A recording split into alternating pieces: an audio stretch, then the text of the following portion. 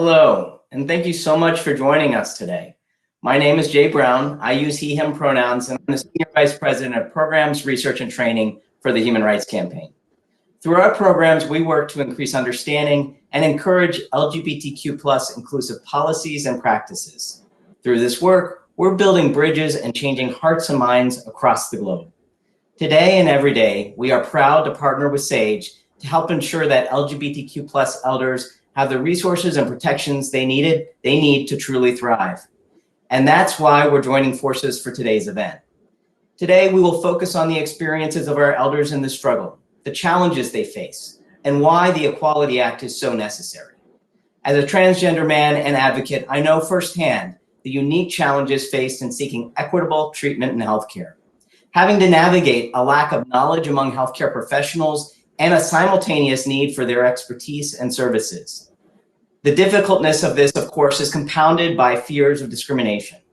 As LGBTQ+ people age, these kinds of concerns are among the many facing our community.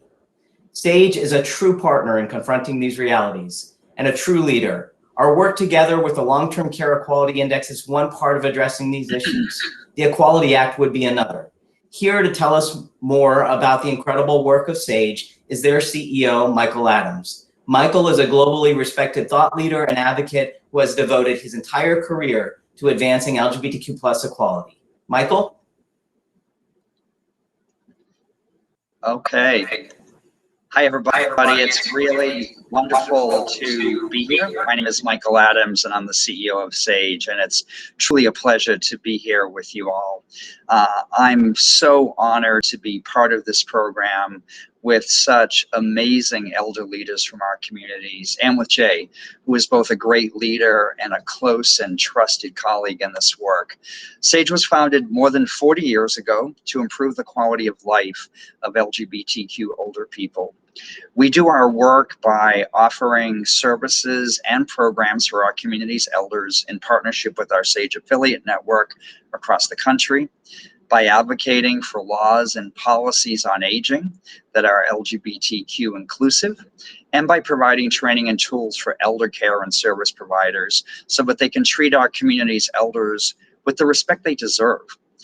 And in connection with that last aspect of our work, SAGE is very proud to partner with Jay and his team at HRC on the Long-Term Care Equality Index, which Jay mentioned. We're here today to talk about the Equality Act, a bill pending before Congress that would once and for all establish full legal anti-discrimination protections for LGBTQ people in all the key parts of our lives, in employment, housing, education, credit, public accommodations, health and services, and more. The Equality Act has already been approved by the U.S. House of Representatives, and President Biden wants to sign it into law. But for that to happen, we need the U.S. Senate to approve it. SAGE has made passage of the Equality Act one of our organization's top priorities because, in fact, the protections it would provide are essential for our community's elders. Across the country, we work with thousands and thousands of elders who over and over again are confronted with discrimination in their daily lives, in housing, in elder care, and services, and in every aspect of their lives. SAGEs work closely with the coalitions supporting the Equality Act to include specific language and provisions that will finally provide the legal protections that our elders need so that they're treated with the dignity and respect they deserve as they age. Too often we hear from SAGEs constituents that they feel forced to go back into the closet in order to protect themselves from discrimination where they live, where they get their services, where they get their care. Enough. This has to stop, and it has to stop now. Our community's elders truly cannot afford to wait any longer. We need the Equality Act to become law, and we need it to become law now. Okay, so enough from hearing about me and from me. It's now time to turn the floor over to two elder leaders from our community, two sages, as we say, so that we can be inspired by their experiences and by their wisdom as we work together to pass the Equality Act. We're honored to be joined by Reverend Kennedy and Randy Robertson. Since Reverend Kennedy and Randy are our special guests of honor, Jay and I are going to take turns asking them to enlighten us on some key questions. And I'm going to start with a question for the Reverend. So, Reverend Kennedy, I think we all know that you have a life story that has brought you through a lot. And I'd like to start us off by grounding us in your story, in your past, and your present, so that we have a better understanding of what brings you to activism today in the present. Now, I know that your mother forced you to marry a man when you were just 14 years old in order to cure you of liking girls. Can you talk to us about that event and how it changed your life path? Yes, good afternoon, everybody, and thank you for having me. Yes, I was 14 years old, living in Saratoga Springs, New York. I was born and raised up there. And of course, in those days, parents always had say-so over their children.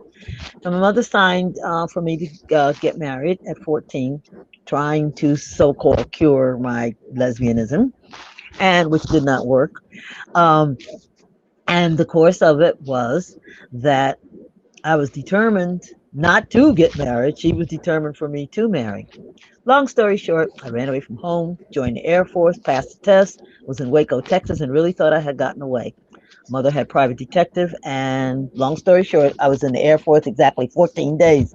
And there she was, her and the private detective, and everybody there. I got a meritorious service for wanting to serve my country, returned to Saratoga Springs, long story short, got married at 14, June 7th, 1953. The only one-upsman I had on my mother was she had picked out someone for me to marry. And being back and forth in New York, my grandmother on my father's side lived here. And so I had been back and forth to New York. And I used to hang out this little storefront church. And they were getting ready to put the minister out because he was not married. And we sort of like struck a deal. Called my mother, told her, well, I'm in love, I'm marrying a minister, and of course she was thrilled. And the result of it was, yes, I did get married. However, when it was found out about what had happened, and it was really illegal for what she did, although the marriage was consummated, it was annulled, which I think saved Mother Dearest from going to jail. Thanks, Reverend Kennedy.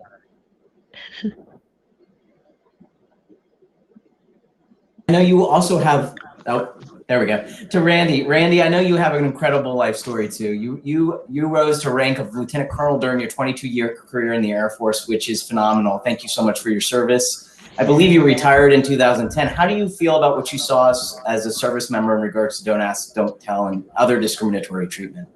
Mhm. I lived through my career, took me through the entirety of the Don't Ask, Don't Tell era. And the end of my career, the end of 2010, I was actually privileged to be in the auditorium at the Pentagon when Jay Johnson, then the General Counsel for the Department of Defense, along with the Chairman of the Joint Chief of Staff, briefed many of us who were on staff in the Pentagon, military personnel. Not saying the end of Don't Ask, Tell was for certain, but setting us up to ensure that we were thinking about the policy pieces that were an inevitable outflow from that. And interestingly enough, as I stood in the back of the auditorium, I got there too late to have a seat, the thought that crossed my mind was, this is great for my friends in the service who are LGB, but for me as a trans person, this was never going to, the end of Don't Ask, Don't Tell was never going to affect me and my ability to continue to serve. And so it was a mixed bag. It was good and it was bad all at the same time. Mm-hmm. Yeah. Okay, thanks, Randy. Reverend Kennedy, I want to ask you a question. Obviously, you share with us just a little bit about your life path so far in our program, and I think we all know that in our fight for LGBTQ rights, we've made some progress. We've made some advances. So, what I'd like to ask you is, what are the advances that stand out to you and how have they impacted your personal life? And by contrast, where are the areas where you think that we're still really falling short in terms of, really still facing serious challenges with discrimination without the protections we need? So both advances and falling short. What's your take on that? Well, the biggest thing was like going back to being involved in Stonewall in 1969. Who knew? 52 years later, here we are. But the thing is, the most important thing is that backwards, never, forward, ever. And that's been like a slogan with me. And the thing that I'm really, really very concerned about is what is happening with our transgender youth and what's happening with our youth, period. I mean, it breaks my heart to know that even today as we speak, young transgender youth and gay youth are still living on the piers in New York. And so the fight has to continue. People must, it's absolutely a must that everybody talk to their congressmen, their state people, their state chair people, whoever it takes to get the message out that this is not over and it's still going on. And on that point, I will transcribe just 1 minute. There is in Brooklyn right now an exhibit called Not Another Second, a book by the same name. The proceeds from that book, Watermark is taking on getting housing for youth. So I'm definitely pushing for people to get the book and add to the fact that this housing is needed and legislation is needed. The Equality Act is one of the most important things that's happening today, but us and the gay community and transgender community and these community, it is up to us to really make sure that the Equality Act deals with us as young, old, elder, whatever, in this community, and that we are thoroughly represented. Yeah, thank you, Reverend Kennedy. And I think Randy, to you, you mentioned how Don't Ask, Don't Tell didn't help trans service members, and then you obviously, as many of us, watched sort of progress and then setbacks and then progress again. So same question to you. Now, when you think about where we are when it comes to LGBTQ rights, and the Reverend certainly touched on two pieces that are so front of mind for me, where we're falling short. Sorry, my dogs are joining the conversation. Apologies if you can hear that. I'll let you take that over, Randy. What do you think? Progress, when we look at the battle for civil rights, or the struggle, it's probably a better term, for civil rights in our country, which extends back hundreds of years, it has always been a struggle, right? It's always been a struggle. It's never been an easy path. It's always been bits and pieces at a time. And I think we have to, on one hand, fight against that, but we also have to recognize that that's just part of the reality. Doesn't mean we don't keep struggling. It doesn't mean we don't keep working hard to do those things, but we can either be overrun by the negatives that come, and we've certainly seen, when you look at the policy relating to service in the military, it went from one extreme to another, and we're, at least in my opinion, in a much better place than we were, but it's still not perfect. The devil's in those details, and the details flow out when we have overarching legislation that says we're going to treat everybody equally. So interestingly enough, right now, we're back to in the Department of Defense where transgender service is allowed because it's a policy issue. And interestingly enough, individuals who are transgender now are again covered with the medical care necessary for those of us who are transgender in the process. But here's the interesting part. I'm a retiree. I'm not covered by that at this point. Even though I am, quote, covered by the same basic healthcare system, I'm not covered. It's the devils are in the details. And if we enact the Equality Act, suddenly all those little details that live all across U.S. code, U.S. law, and policy will be dissolved. We'll have the tool to go to the administrative organizations and leaders and say, you've got to comply, and this is what compliance looks like. All right. Yes. Yes. Great. Yes. Thank you so much for that, Randy. That's really powerful. And Reverend, Yes. I want to turn it back to you. And I actually appreciate you mentioning the Not Another Second exhibit, because one of the things that is so beautiful and powerful about that exhibit is you, and the fact that you are featured and spotlighted in that exhibit. And one of the things that's striking when I went to see that exhibit was learning about so many different parts of your life, that you've been an activist in so many different movements. And that makes me want to ask you, what message would you want to deliver to today's activists, to younger activists who are trying to figure out themselves how to move the needle, right? How to advance, how to bring progress? What advice, what message would you want to bring to them? Well, first of all, the thing is, I talk to young people all the time. One of the things is I am the grandmother of National Action Network Youth Movement, Reverend Sharpton's organization, which I'm also one of the founding members of the organization. And my story is this: love yourself, live your truth, and laugh in the face of adversity. Because that way, it's like you are staying focused on who you are. And that's the most important thing.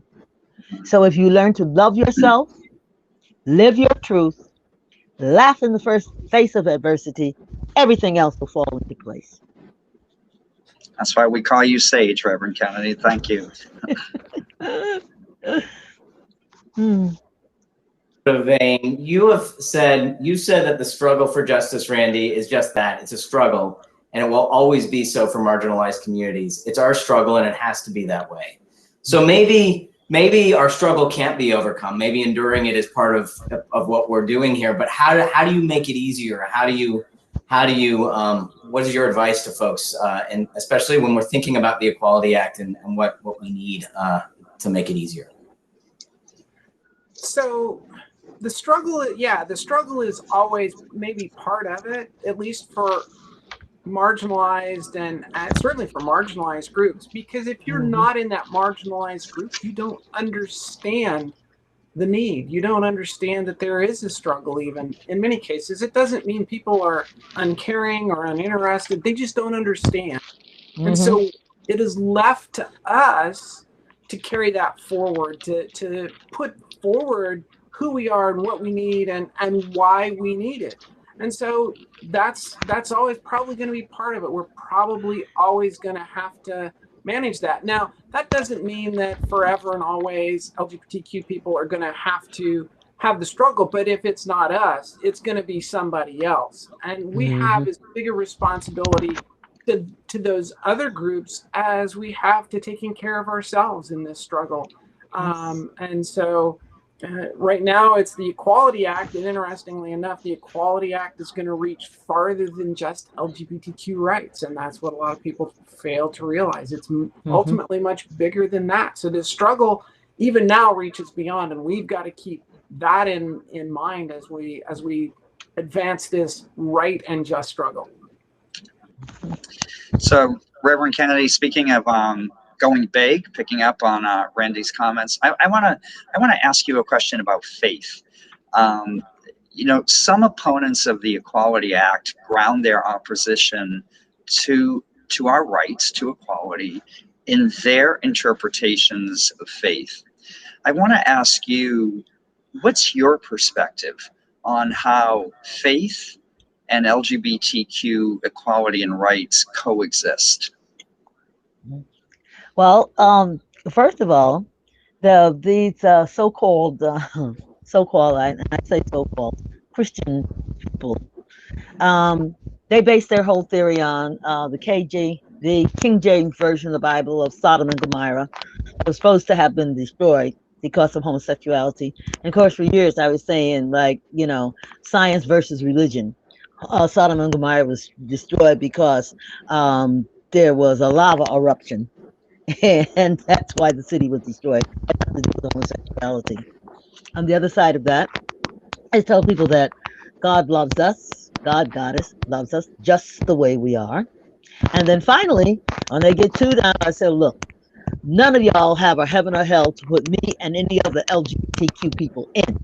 So get out of our face, leave us alone, and you keep on praying to whatever you're praying to. But know that God loves all of us just the way we are. Thank you very much. I love that. Randy, so as a trans person, what do you see are some of the complications, especially related to aging and care, and some of the ways that the Equality Act could make a difference for us in dealing with some of those challenges? As we all know, at least all of us in the conversation today, as we all know, as we get older, life gets more complicated. Amazingly, a little over a year ago, I found myself in the emergency room in the local medical center, and it started an 11-day saga of inpatient care. And amazingly, I was treated marvelously, and I live in one of the most Republican counties in the state of Florida. Whoa. From the nurses and the physician's assistants was astounding. They always got my gender right. They were always kind and gracious and respectful. And the surgeon who ultimately did the surgical procedure that needed to be done, although a good surgeon, did a great job. He just, an older gentleman, has actually since retired, just couldn't apparently wrap his head around the idea of a transgender person and misgendered me. Interestingly enough, it's one of those things where it's that, again, it becomes a trickle down of things, because if we get something like, or if we get the Equality Act in place, suddenly doctors, nurses, the training requirements, the retraining, the continuing ed requirements now can start to encompass all of these things that make the spaces more friendly to us, not just in acute care settings, but in doctors' offices and in long-term care facilities, where our vulnerability, like you said at the beginning, Jay, is profound. Every time you go to a new doctor, you get to out yourself. Wow, that's an exciting experience, and you're going to have to trust that the advice and the care that you get from them is going to meet your needs and going to account for that. And so that's a real struggle. And so the Equality Act will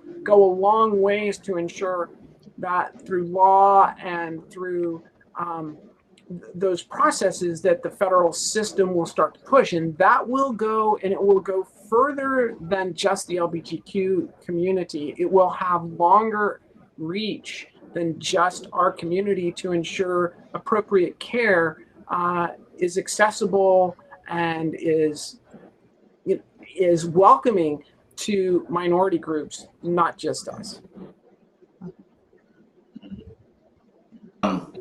Yeah, I so appreciate that. And a lot of the work we do in both of our organizations is training oriented. And I'm very enthusiastic about the opportunities ahead of the Equality Act to reach even more audiences with the educational tools that will be needed to hopefully improve our life experiences. So I really appreciate that. I have a question for you, Michael. So as you grow older as an LGBTQ plus person, I'm curious, how's your perspective changing? And can we learn from anything from that change in perspective? What do you have to share with us on that? Yeah, I really appreciate that question, Jay, and it feels kind of timely. I'm turning 60 in October, so inside Sage we call 60 Sage age. So I'm, I guess I'd say a couple of things. One is, I think over time I've started to better understand how precious time is. I have been an activist in our communities for almost 40 years. I don't go quite back to Stonewall as Reverend Kennedy does, but almost 4 decades. And the entire time that I've been an activist in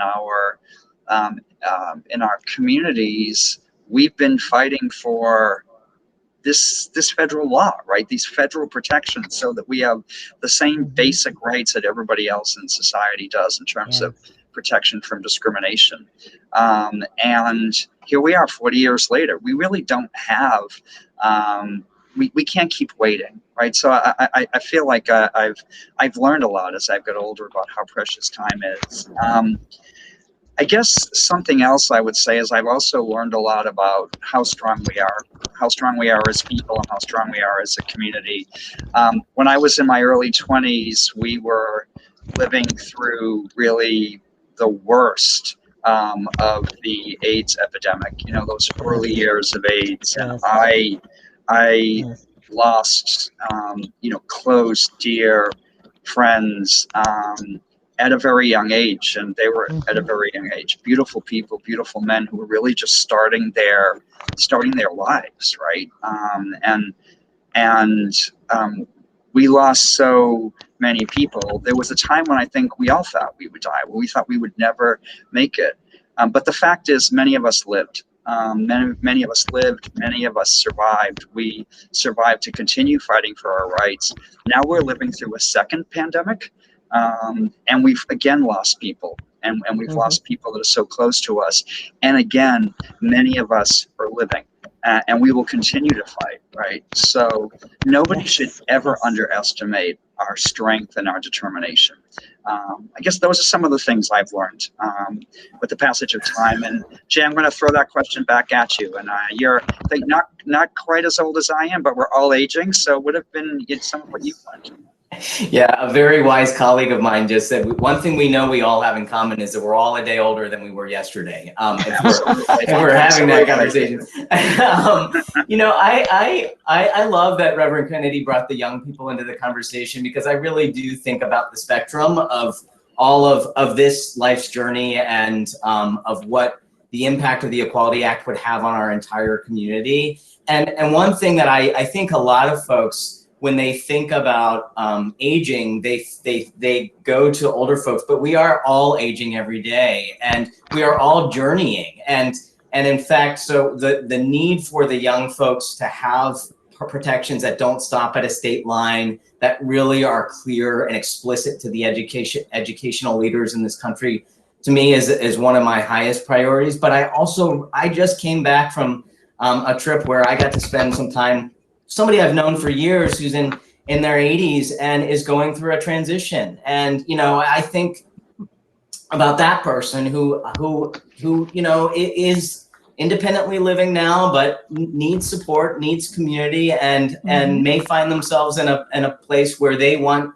you know, their gender expansive identity to be reflected or respected, and for their life to be sort of cared for in the way that our young people deserve too. So, I mean, I think the thing about the Equality Act is that it would really touch our entire community. And I am, as I'm thinking about aging, I'm thinking about sort of what that means to all of us as we age, and how pivotal the Equality Act could be to us. So I guess with that, I'll turn it over to Randy, and then Reverend Kennedy. Maybe you can close it out, which is what would it mean to you personally, Randy, for the Equality Act to pass? So I'm a professional pilot. It's what I've made my livelihood doing. And so I travel. Part of what I do is I travel. And one of the weird things that exists right now is if I fly into certain states, are my rights as a U.S. citizen for protections less than if I'm in another? Well, given the current legal structure, that's absolutely the case. I have more rights in some states than in others, and that should not be. I should be able to have the same expectation of care and be able to use, you know, public facilities. It shouldn't matter that I'm in state X, Y, or Z. It should be universal across our nation, and the Equality Act brings that. It brings that for all of us. So it doesn't matter aging, not, you know, whether you're a little bit older or a little bit younger, it doesn't matter. And that's the important part. Regardless, we've got to get to where it doesn't matter where you grew up, where you're growing up, whether you have access to the right care, to the care that the physicians say that we need. and those kinds of things. And that's what the Equality Act means to me. It means safety where I go. It means that I don't have to worry about having a book or a pre-studying to make sure I can stay safe in a given space.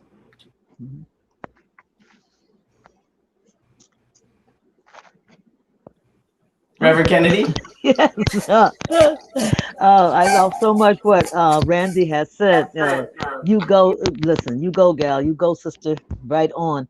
The thing that to me is that here we are, 2021, we're in the 21st century, and with the Equality Act, again, it is of the utmost importance that everybody that sees this talk to their Congress people, talk to the Senate, talk to anybody that you need to. Because for me, as a person of color, being half Native American and half Black, we have been here, us people of color, and especially Black people, have been here on this continent since 1619. That's 402 years. So here we are fighting, and we're involved in the struggle, and the struggle continues, and it will not stop. It must not stop. We must all continue to put our shoulders to the grindstone, as they say, and get this thing done. I'm hoping for the day that my grandchildren, my great-grandchildren, by the way, I got 20 of those, and my great-great-grandchildren, got 2 of them, this will all be resolved. Everybody will be living, and equality will not be something that we have to even talk about, because in the centuries to come, it just is, and we are the ones that made it possible. Thank you. Thank you. Well, thank you so much, Reverend Kennedy and Randy. I want to thank you both and Michael for sharing your time and experiences with all of us. I know I speak for many of us when I say that I'm so deeply inspired by your leadership and your advocacy. And I think as all of us who have been listening here with us today have heard, our elders have carried the movement in our community for so long, securing rights and broadening futures and helping many reach dreams that we all thought were impossible. So now we must fight alongside each other and make sure that our elders experience the inclusion, support, and welcome that you all are helping make possible every day and help make possible in the past. So thank you so much. That starts with the Equality Act. For more information, we always encourage folks to go, HRC members can go to hrc.org/Equality Act, or folks can text Equality Act at 472-472 to get involved. And I'll turn it over to you, Michael, to close us out. Okay, thanks so much, Jay. And I want to again thank Reverend Kennedy and Randy Robertson for your wisdom today. And I want to thank you, Jay, and HRC for being such important partners with SAGE in ensuring that the voices and the interests of our community's elders are really front and center in the campaign for passage of the Equality Act, because that's where our elders need to be. So please do everything you can to get involved in the campaign for the Equality Act. I'd ask everybody who's watching this to please get involved. You can go to the HRC website. You can go to sageusa.org/Equality Act to get involved. As Reverend Kennedy said, as Jay said, as Randy said, let's join together. Let's get this done for everybody in our community, for our elders, for our young people, for all of us. So thank you so much. We will not be invisible. We will not be invisible. Amen to that. Amen. Go right there. Here. Indeed. Thank you all. Thank you.